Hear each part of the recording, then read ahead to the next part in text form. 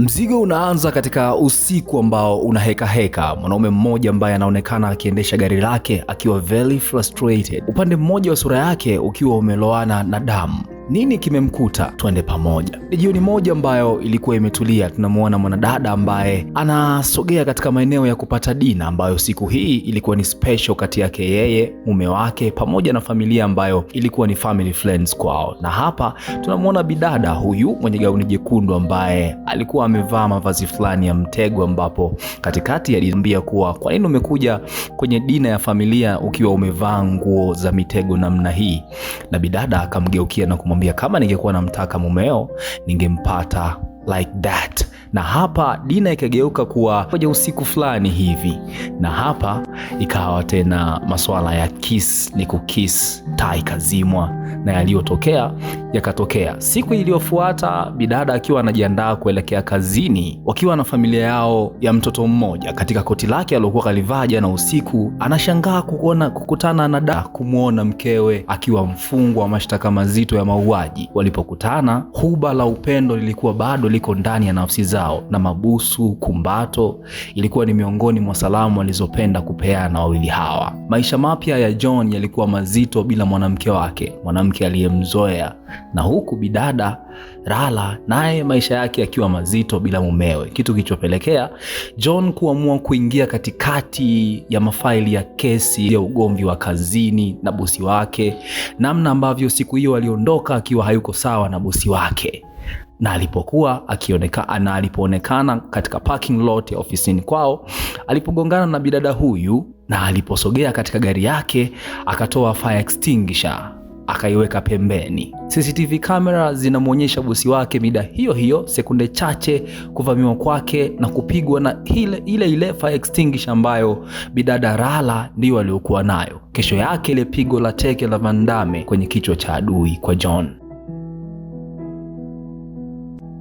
Taarifa hizi zilipomfikia Rara kuwa wakili amekili kuwa kesi yake haiwezi kusoviwa na kuwa akili imemwasha, na mwisho amekili kuwa hawezi kumsaidia, machozi yakatanda kwenye macho yao. Wawili hawa wakajikuta katikati ya kilio, Rara akitaka kuungana na familia yake na John akimhakikishia mke wake atamsaidia. Kesho yake simu ikamwamsha kwa kelele za kumwambia kuwa awahi hospitali, kuwa mke wake amenusurika kifo baada ya jaribio la kujiua. Hii ikamuumiza.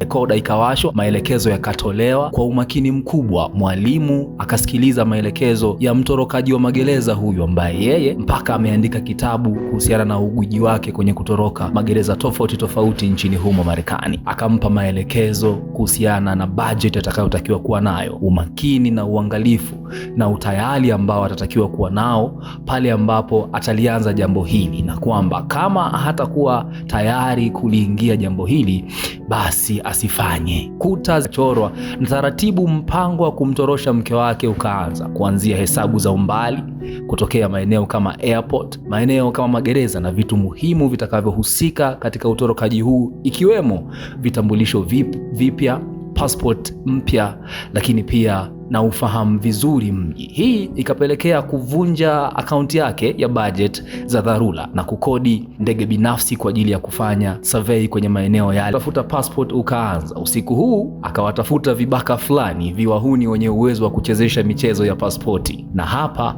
hakuna alichoambulia zaidi ya vitasa vikali na kuambiwa kuwa asionekane kwenye mitaa hii, huku sehemu ndogo ya budget aliyoenda nayo wakichukua majangili wale na kumwahidi kuwa siku nyingine wataondoka na jicho lake. Hao wakaishia zao. Mpaka alipokutana na wawili hawa wazee wa bodaboda ambao wao imekamilika kwa kupata kiungo muhimu ambacho pengine ndicho kilikuwa kinahitajika zaidi, passport kwa ajili ya kusafiri kama atafanikiwa kumwokoa mke wake kutoka gerezani. Akashikishwa mzigo, akatoa mzigo, na tayari passport 3 zikiwa mikononi mwake, maana yake upo uhakika wa yeye kuianza safari ya kumtorosha mke wake. Basi bana, usiku alikaanza. Hapo kengele zikalia kuwa kuna mtu amefanya uhuni, na wote wakatakiwa wasachiwe ili kufahamika mtu huyo ni nani.